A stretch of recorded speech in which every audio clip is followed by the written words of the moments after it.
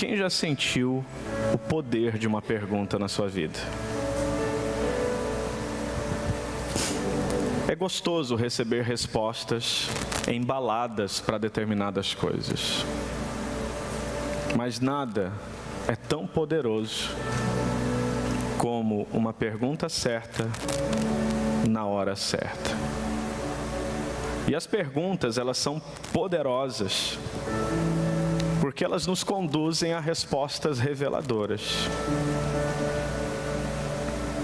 Ela expõe motivos ocultos.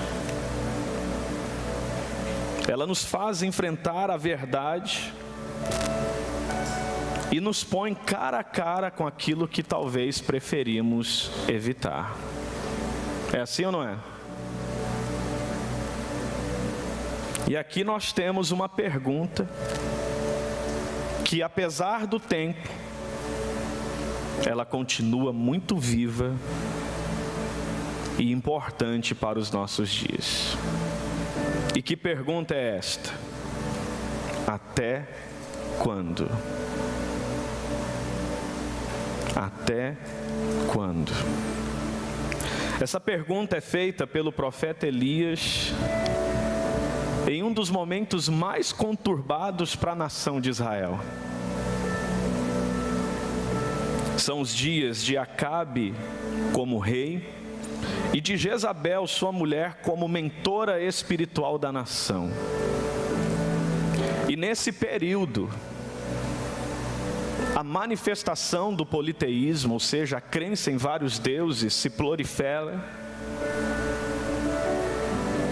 O povo começa a perder a direção, não saber o que fazer, e consequentemente as suas vidas espirituais começam a perder a direção. Eles de fato se distanciam do Senhor. E aí a nação se entrega de corpo e alma a fazer o que é mal ao Senhor. Tudo que é mal tem origem no distanciamento de alguém do Senhor. Quanto mais distante do Senhor, mais propenso a sua vida, o seu coração em maquinar e agir de forma maldosa. E é interessante que no meio desse contexto conturbado, o Senhor levanta o profeta Elias para confrontar essa nação e fazer uma pergunta: até quando vocês vão cochear em dois pensamentos e ir de um lugar e para o outro? Até quando vai ficar nessa indefinição? Até quando vai levar a vida empurrando, dando um jeitinho? Até quando? Então, nesta pergunta hoje, reside alguns aprendizados. E o primeiro é que nela está implícita a realidade de uma desordem espiritual. Repita isso: desordem espiritual. Essa pergunta, ela vem porque havia uma urgência para a vida de muitas pessoas colocar em ordem aquilo que estava em desordem em suas vidas, e principalmente a sua relação com o Senhor. E hoje eu digo que essa é uma pergunta que não se cala, porque eu creio que esse até quando está vindo à tua vida, para que você também pense o que urgentemente você precisa colocar em ordem. O que urgentemente você precisa alinhar à boa, agradável e perfeita vontade de Deus. O que urgentemente você precisa de fato submeter o seu coração à palavra de Deus, à vontade de Deus. Este povo estava sem direção e, consequentemente, cometendo atitudes, tendo atos que desagradavam ao Senhor. E essa pergunta então vem trazendo esse ensinamento, trazendo essa consciência. Existe algo que precisa ser consertado. Existe algo que precisa ser alinhado. Existe algo que não está do jeito que Deus planejou. Existe algo que não está como o Senhor quer. E aí, em segundo lugar, eu vejo aqui também algo importante. Essa é uma pergunta que não se cala e precisamos fazer ela hoje, porque ela tem o poder de trazer à existência, trazer foco, trazer luz às atitudes mais repugnantes que nós podemos estar tendo na nossa relação com Deus. Nela está implícito um dos comportamentos mais repugnantes que o ser humano pode ter com Deus. E que atitude é essa? A indefinição. Repita isso: indefinição. Tem gente que pensa assim: eu estou em cima do muro, eu estou neutro. E ninguém é neutro. Ou você é de Jesus ou não é. Não existe neutralidade quando o assunto é quem governa a sua vida, é quem é o Senhor da sua vida. E aí eu pergunto: tem algo que precisa ser colocado em ordem na sua vida com Deus? Tem algo que ainda está indefinido na sua relação com Deus? Não há nada mais catastrófico, mais desgastante para a vida de um ser humano como uma relação com Deus indefinida. E, infelizmente, há muitas pessoas hoje em dia que os seus corações estão divididos e literalmente estão em cima do muro. Fala para quem está do seu lado aí: o muro não é de Deus. Essa indefinição traz também um outro ensinamento. E é tudo fruto dessa pergunta. Precisamos fazer essa pergunta hoje, porque nela está implícita a realidade de uma desordem espiritual, porque nela está implícita uma das relações mais repugnantes que um homem pode ter com Deus, que é a indefinição. Mas também precisamos fazer essa pergunta hoje, porque nela está implícita a necessidade de um posicionamento. Repita aí: eu preciso me posicionar na minha relação com Deus.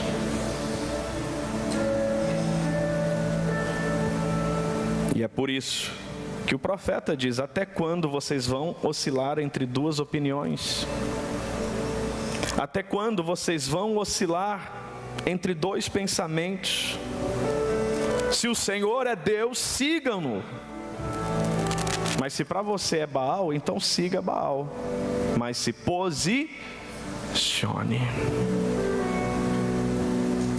E essa é uma noite em que eu acredito que Deus quer a posição de nós como igreja. Uma posição de colocar no lugar certo aquilo que está no lugar errado. Uma posição de entender o propósito de Deus para a nossa vida e alinhar o nosso coração a esse propósito. Uma posição onde de fato o nosso coração se alinha à boa, agradável e perfeita vontade de Deus. Posso ouvir um amém? E tem duas coisas que eu quero convidar vocês a se posicionarem. Uma diz respeito a quem ainda não entregou verdadeiramente a sua vida a Jesus. E a outra, a quem já em tese entregou, mas precisa hoje, de fato, olhar com muito carinho a algo que pode estar sendo olhado de forma despercebida e, portanto, com consequências. Então, até quando hoje vem para mim e para você, para colocar em ordem, para nos tirarmos da indefinição e extrair de nós um posicionamento. E a pergunta é: até quando você vai manter-se no pecado sem arrepender-se? Até quando você vai manter-se no pecado sem arrepender-se? Por que é importante um posicionamento sobre isso? Porque a palavra de Deus em Atos, capítulo 3, o verso 19, nos diz de forma imperativa: arrependei-vos e convertei-vos, para que sejam perdoados os vossos pecados e venham assim tempos de refrigério pela presença do Senhor. Romanos capítulo 4, verso 7 diz assim: como são felizes aqueles que têm as suas transgressões perdoadas e cujos seus pecados são apagados. É feliz, e como é feliz quem não é perturbado pela culpa, quem não é perturbado pelo remorso, quem não é perturbado pelo peso que o pecado está trazendo em sua vida, pelo peso do distanciamento de Deus, pelo peso dessa quebra de comunhão, dessa quebra de intimidade. E hoje o Senhor está dizendo: até quando você vai tolerar o pecado na sua vida? Até quando você vai viver a vida sem um posicionamento sobre isso? Até quando você vai fazer de conta que não está afetando a sua vida e a sua relação com Deus, as atitudes que você está tendo, os pensamentos que você está tendo, os comportamentos que você vem tendo no decorrer dos dias e, consequentemente, te distanciando daquilo que é bom, daquilo que é agradável, daquilo que você pode dizer que é o sonho de Deus para a sua vida? Quem está me entendendo, diga amém. Então, primeiro, até quando você irá prorrogar a decisão de arrepender-se do seu pecado e ser perdoado? Um outro até quando? É até quando você vai prorrogar a decisão de verdadeiramente seguir Cristo, seguir Jesus. Sabe o que é interessante? Jesus não é uma figura religiosa a ser venerada. Jesus é o caminho a ser seguido. E se você está convencido que Ele é o caminho, se você está convencido que Ele é a verdade, se você está convencido que Ele é a vida, até quando você vai ficar andando de um lado para o outro, sem um posicionamento claro, visível, com aquele que você já sabe que é o caminho, a verdade e a vida? Evangelho de João, capítulo 14, verso 6, diz isto: Ele é o caminho para você voltar para o Pai. Ele é a verdade para você encontrar o sentido da sua vida. E é nele, e absolutamente nele, que o seu coração pode descansar na certeza da vida eterna. Posso ouvir um amém? E aí, uma vez que você está convicto da necessidade do arrependimento, uma vez que você está convicto da necessidade de um posicionamento de seguir a Cristo, você tem coragem de colocar uma aliança com Ele na sua vida? Quantos aqui são casados? E quantos dos que são casados usam uma aliança no dedo? Amém. A aliança não é o casamento, mas ela é o símbolo de que você está unido com alguém. E quando você se arrepende dos seus pecados, quando você em Cristo Jesus recebe o perdão dos seus pecados, quando você abre o seu coração para recebê-lo como Senhor, como Salvador da sua vida, numa experiência pessoal, e você decide segui-lo todos os dias da sua vida, Ele tem um mandamento para você. O Evangelho de Marcos, capítulo 16, o verso 15 diz: Ide por todo o mundo, pregai o Evangelho a toda criatura, e quem crer e for batizado será salvo. Quem não crer será condenado. No Evangelho de Mateus, capítulo 28, verso 18, após Jesus ressuscitar, Ele se reúne com seus discípulos e diz: É-me dado todo o poder nos céus e na terra. Ide, portanto, agora e fazei discípulos de todas as nações, batizando-os em nome do Pai, em nome do Filho, em nome do Espírito Santo de Deus, ensinando-os a guardar tudo que eu já vos tenho ensinado. E eis que eu estarei com vocês todos os dias até a consumação dos séculos. Até quando você vai afirmar um relacionamento com Jesus, mas sem aliança? E sabe qual é a aliança? Batismo nas águas. É quando você torna público que você arrependeu-se dos seus pecados, que você foi perdoado em Cristo Jesus de todos os seus pecados, que você manifestou a sua fé na obra que Jesus realizou na cruz do Calvário e que tomou a decisão de segui-lo, de andar com Ele todos os dias da sua vida. Repita aí: o batismo nas águas é o meu testemunho público da verdade que há em mim sobre Jesus. Então, além de você pensar até quando você vai viver sem se arrepender dos seus pecados, além de pensar até quando você vai viver sem de fato seguir a Cristo,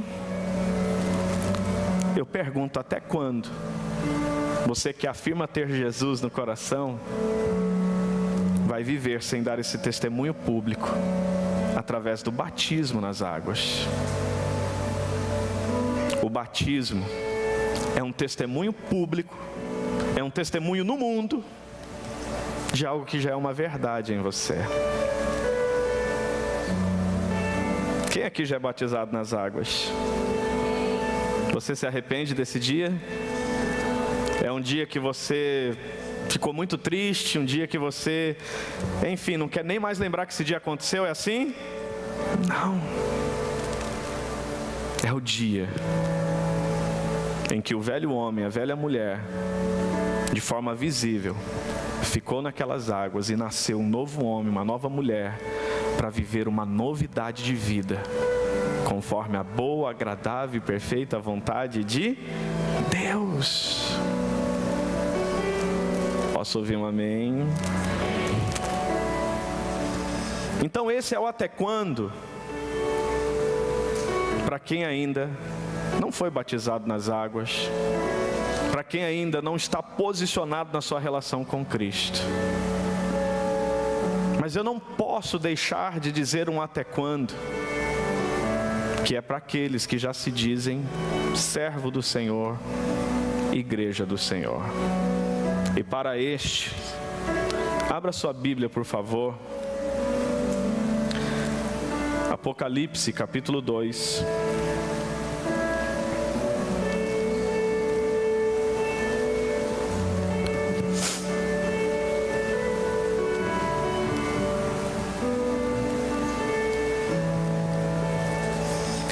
E eu quero ler apenas os versos 4 e 5.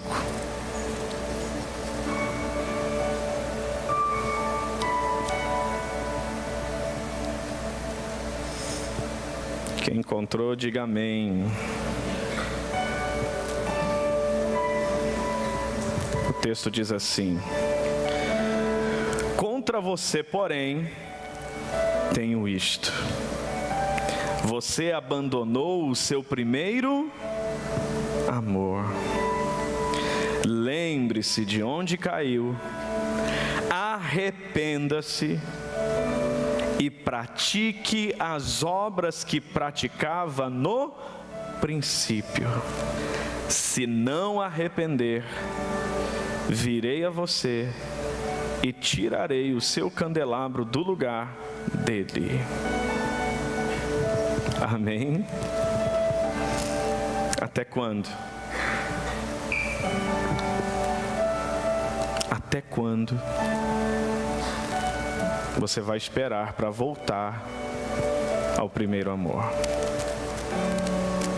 Até quando você vai esperar para apaixonar-se outra vez por Jesus, como um dia você já devotou esse amor a Ele? Essa palavra, eu falei um pouquinho sobre ela ontem, e eu me lembrei de uma profecia que Jesus fez sobre os últimos dias. E eu quero que você abra sua Bíblia nesse texto. Mateus, capítulo 24, o verso de número 10 ao 13.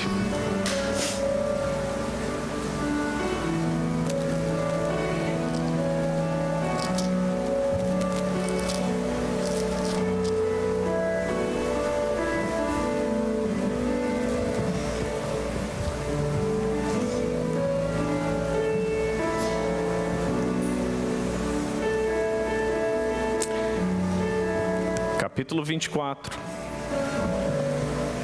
verso de número 10 ao 13. Quem encontrou, diga amém.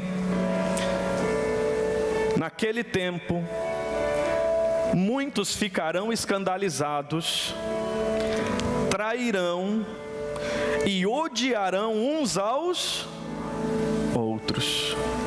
E numerosos falsos profetas surgirão e enganarão a muitos. Devido ao aumento da maldade, o amor de muitos esfriará. Mas aquele que perseverar até o fim será salvo. O Senhor Jesus falou de algo que eu acredito que a nossa geração está podendo ver com muita clareza. A multiplicação da iniquidade, onde de fato os homens, a humanidade, a cada dia está se comportando como quem está muito distante de Deus. E o Senhor Jesus diz: por multiplicar a iniquidade, o amor de muitos esfriará. E o que é importante você entender? Não é o amor de Deus por você que vai esfriar, mas o amor de Deus em você que vai esfriar. Vocês conseguem entender isso? Deus continua te amando, sim ou não? Mas em você esse amor pode estar sendo apagado. Em você esse amor pode estar sendo suprimido por outros amores. E aí nesse texto, é evidente que Jesus chama essa igreja a um posicionamento. E podemos dizer, um questionamento. Porque está implícita na vida dessas pessoas uma desordem espiritual. Está implícito na vida dessas pessoas um comportamento que precisa ser diferente. Está implícito nessa realidade a necessidade de um posicionamento. E sabe o que é interessante? Essa igreja de Éfeso, 40 anos antes de Jesus falar com ela através dessa carta do Apocalipse, o apóstolo Paulo escreve aos Éfesos agradecendo a Deus pelo amor que eles têm, agradecendo a Deus pelo amor que movia aquela comunidade, agradecendo a Deus pelo amor que eles manifestavam a Cristo naquele lugar. E 40 anos depois está Jesus dizendo a uma segunda geração Voltem ao primeiro amor. Voltem ao primeiro amor. É praticamente assim. Uma igreja fiel, é uma igreja que estava firme na palavra, uma igreja que estava perseverando ainda na tribulação, pelo próprio nome de Jesus, mas tudo o que estava fazendo não era expressão do amor, não era pelo motivo do amor que havia neles. Eu vi que tem muita gente casado aqui, então você vai entender o que estava acontecendo. É tipo um relacionamento que a pessoa não trai o seu cônjuge, mas também não lhe devota amor. A igreja de Éfeso não estava traindo Jesus. Entretanto, não estava mais lhe devotando o amor que lhe era devido.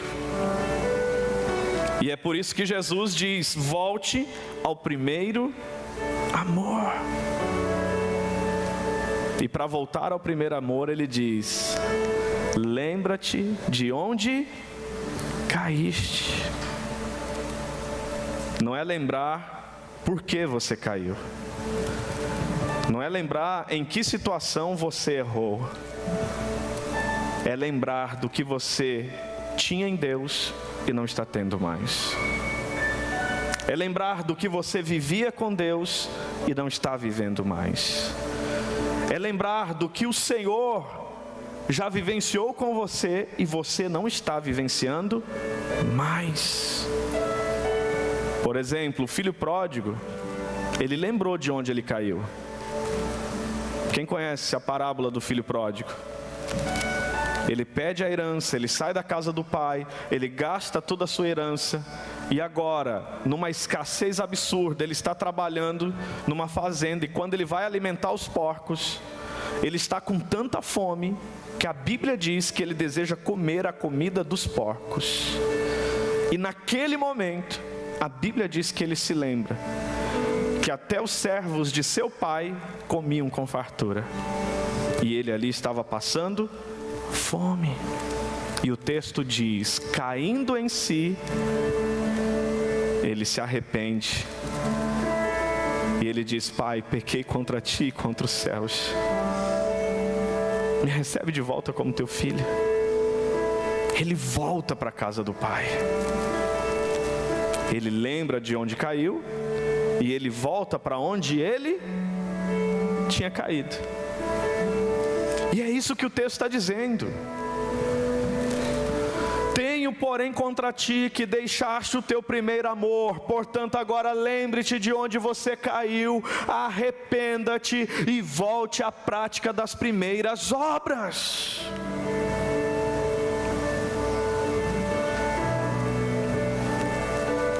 E a pergunta que não se cala é: até quando você vai tolerar um amor morno na sua vida em relação a Cristo?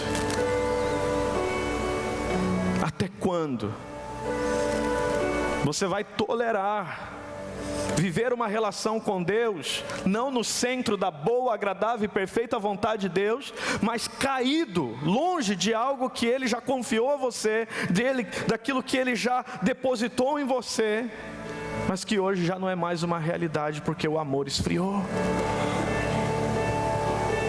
Então hoje, eu quero convidar você, com muito carinho, a se perguntar: qual é o até quando que exige uma posição minha hoje? É um pecado que eu tenho que me arrepender? É um posicionamento com Jesus que eu tenho que ter? É um testemunho da minha vida com Jesus que eu tenho que dar? E se eu algum dia já vivi isso com Jesus, hoje, será que há algo que eu estou deixando apagar, que precisa ser reavivado dentro de mim? Se existe um primeiro amor para eu voltar, o que seria esse primeiro amor? Que lugar é esse que eu caí e que Jesus me quer de volta?